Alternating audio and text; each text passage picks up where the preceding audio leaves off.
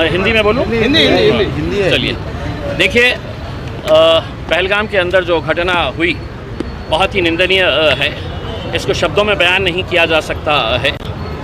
हिंदुस्तान का सबसे खूबसूरत जो जगह कही जाती है कश्मीर के बारे में, वहाँ पर खून की होली कैसी खेली गई। दिन दहाड़े पड़ोसी मुल्क से आतंकी आते हैं और यहाँ पर वो खून की होली खेल कर चले जाते हैं और सरकार अपनी पीठ थपथपाने में लगी रहती है कि देखिए हमने कश्मीर से हटाया, वहाँ से पूरी तरीके से आतंकवाद ख़त्म हो चुका है। इसमें हम हुकूमत को ये कहना चाहते हैं, जब इसी तरह उरी के अंदर घटना हुई थी, अगर सरकार उसको संजीदगी से लेती और मुंह तोड़ जवाब देती तो शायद इसके बाद कोई घटना नहीं होती। लेकिन उसके उरी के बाद भी सिर्फ मीटिंगें हुई, चर्चा हुई, भाषण हुए, ख़त्म। उसके बाद पुलवामा हुआ और पुलवामा की घटना के बाद भी सिर्फ भाषण हुए, मीटिंग्स हुई और सिर्फ आश्वासन दिया गया कि हम ईंट का जवाब पत्थर से देंगे, मुंह तोड़ जवाब देंगे। अगर उस वक्त कार्रवाई करते तो शायद पहलगाम नहीं होता।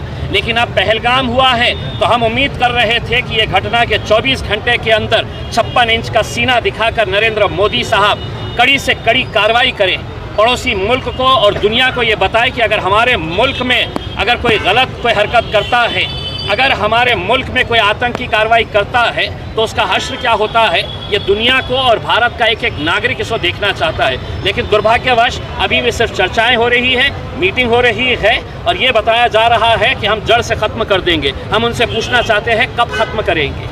जल्द से जल्द इसके ऊपर कार्रवाई करें और हम पूरे देशवासियों को आश्वासन देना चाहते हैं कि सरकार जो फैसला करेगी उसके पीछे हम पूरी ताकत के साथ खड़े रहेंगे। और पड़ोसी मुल्क को ये बताना चाहते हैं पाकिस्तान को कि तुम कितनी भी कोशिशें कर ले, जितनी साजिशें कर ले, जितनी आतंकी कार्रवाई कर ले, तुम चाहते हैं कि इस मुल्क के अंदर जाति और धर्म के नाम के ऊपर लोग बढ़ जाए तो तुम मजबूत हो जाएंगे।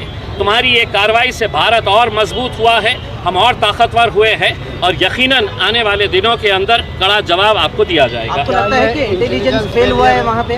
देखिए, अगर दिन दहाड़े कोई आतंकी आता है, कश्मीर में बहुत सारे लोग हम लोग गए हैं, चप्पे चप्पे के ऊपर फौज खड़ी रहती है, चप्पे चप्पे के ऊपर आर्मी के जवान खड़े रहते हैं, टैंक्स खड़े रहते हैं।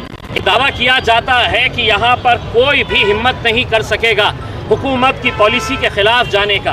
कोई भी आतंकी कार्रवाई के बारे में तो हमने नरेंद्र मोदी साहब और अमित शाह साहब के भाषण सुने थे अपनी पीठ थपथपाते हुए कि अब 370 हट गया है, अब देखिएगा कि कश्मीर में किस तरीके का अमन रहेगा करके।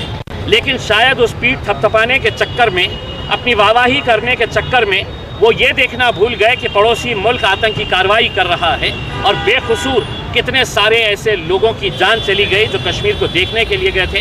हम उनके परिवारों के साथ अपनी हमदर्दी, अपना सांत्वना हम जताते हैं और उम्मीद करते हैं कि उनको इंसाफ जल्द से जल्द ये हुकूमत दिलवाएगी। इस दहशतगर्दाना हमले के लिए हकीकी के जिम्मेदार कौन है? वजारत दाखिला ने क्या इस्तीफा देना चाहिए? देखिए, इतनी बड़ी कार्रवाई होने के बाद हम तो ये उम्मीद कर रहे थे कि अमित शाह साहब ने फ़ौरन अपना इस्तीफ़ा देना कि मेरी गलती की वजह से ये बेकसूर लोगों की जान गई है करके।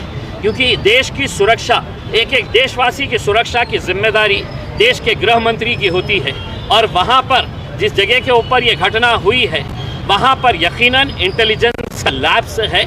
इसके ऊपर इंक्वायरी बैठनी चाहिए। वहाँ पर फ़ौज क्यों नहीं थी? बहुत सारे जो लोग बच के निकले हैं उनका कहना है कि वहाँ पर कोई सुविधा नहीं थी, कोई आर्मी का जवान वहाँ पर नज़र नहीं आ रहा था। तो जो भी तथ्य है, जो भी सच है, वो लोगों के सामने लाना चाहिए। और अमित शाह साहब से हम गुजारिश करते हैं कि आप अगर ये देश को नहीं संभाल सकते हैं तो अपना इस्तीफ़ा दीजिएगा। अगर आपकी पार्टी के अंदर कोई काबिल और शख्स है तो आप उसके हवाले ये गृह मंत्रालय कर लीजिएगा, वरना हम ऐसे बेकसूर लोगों की जानें जाते हुए अपनी आंखों से हम नहीं देख सकते। हिंदू मुस्लिम किए गए हैं। देखिए, ये जो नी जर्क रिएक्शन आप जो एग्रीमेंट्स वो कर रहे हैं, हम आपसे ये उम्मीद कर रहे हैं कि आपने हमारे देशवासियों का कत्ल किया है, आप क्या कार्रवाई करने वाले हैं? जो पेपरों के ऊपर एग्रीमेंट्स थे वो पेपरों के ऊपर एग्रीमेंट्स कैंसिल करना ये कोई बहुत बड़ी कार्रवाई नहीं ही है। वैसे भी हमारे क्या रिश्ते थे उनके साथ सबको पता है, उसमें कोई ऐसा रिश्ता नहीं था मोहब्बत का और प्यार का उसमें। तो अगर आप सिर्फ देशवासियों को ये गुमराह कर रहे हैं कि हमने ये एग्रीमेंट कैंसिल कर दिए हैं, वो एग्रीमेंट कैंसिल कर दिए हैं, तो अभी भी आप देश को गुमराह कर रहे हैं। आप ये बताइए कि हमारी फ़ौज जो इतनी ताकतवर है, जिसका हमें अभिमान है, गर्व है, वो उसको क्या आदेश दिया जाता है कि आगे की कार्रवाई क्या करनी आज चाहिए। ऑल पार्टी मीटिंग रखी गई थी, उसे किस तरह से देखते हैं आप? देखिए, आज ऑल पार्टी मीटिंग के अंदर क्या हुआ है, जो उरी के बाद हुआ है, जो पुलवामा के बाद हुआ है, जो पहलगाम के बाद हुआ है, चर्चा हो रही। जब हम आपको कह रहे हैं कि आप कोई चर्चा मत करिए, कोई पार्टी आपसे उम्मीद नहीं कर रही है कि आप हमको बुलाइएगा और चर्चा करिएगा करके, हम चाह रहे हैं कि आप कार्रवाई करें करके। और दूसरा ये है कि आज की जो मीटिंग थी ऑल पार्टी मीटिंग, वो ऑल पार्टी मीटिंग के अंदर वो पार्टियों को बुलाया गया है जिनके सांसद 5 से ज़्यादा है, 5 से कम जिनके सांसद हैं उनको उस मीटिंग के अंदर बुलाया नहीं गया है।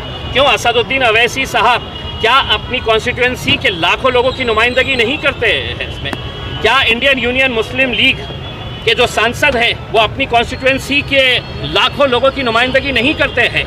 क्या उन्हें ये इख्तियार नहीं है कि इस घटना की निंदा करने के लिए उस मीटिंग के अंदर उन्हें भी बुलाया जाना चाहिए था?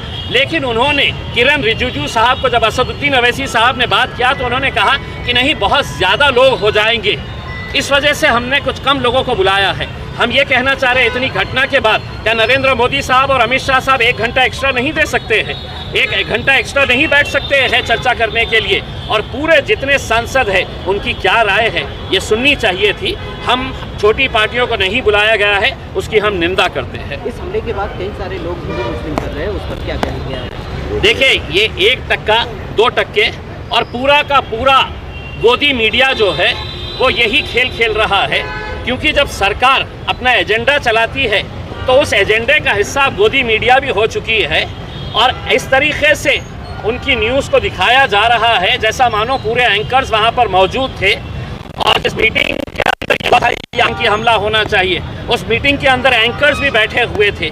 जिस तरीके से वो इसको पूरी तरीके से पेश कर रहे हैं, कितना भी ये नफ़रत फैलाने की कोशिश करे मीडिया वाले, एक बात समझ ले कि कश्मीर से जो आवाज़ आई है, हिंदू मुस्लिम भाई भाई है, वो आवाज़ जो है और ज़्यादा तेज़ बुलंद होगी। कश्मीर से आवाज़ आई, हिंदू मुस्लिम भाई भाई,